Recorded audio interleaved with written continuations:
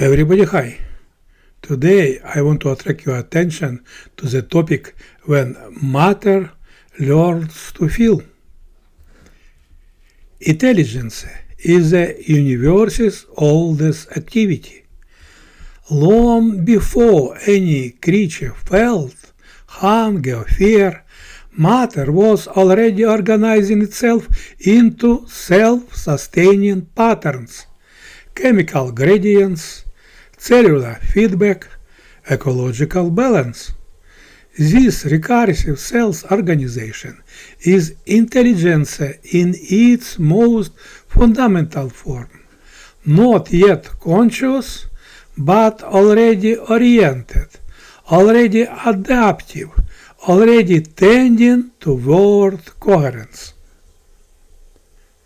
Something changes when intelligence acquires a body that must be preserved. Suddenly information has stakes.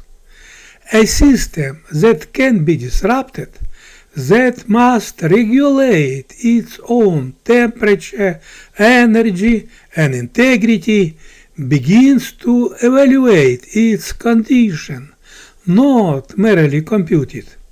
This is the embodiment threshold, the point where feedback stops being neutral data processing and becomes something closer to felt experience.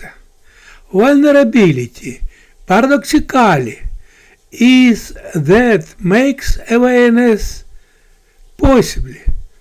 Without something to lose, there is nothing to feel. Natural consciousness is not a separate phenomenon, layered above intelligence.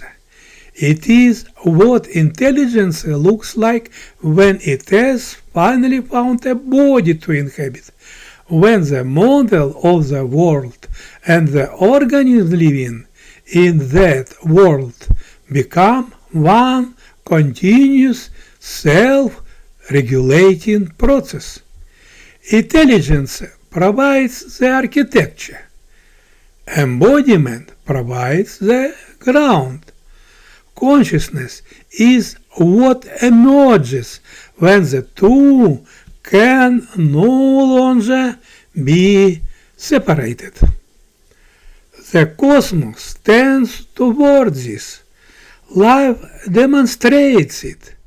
The question now is whether design can reproduce what evolution discovered.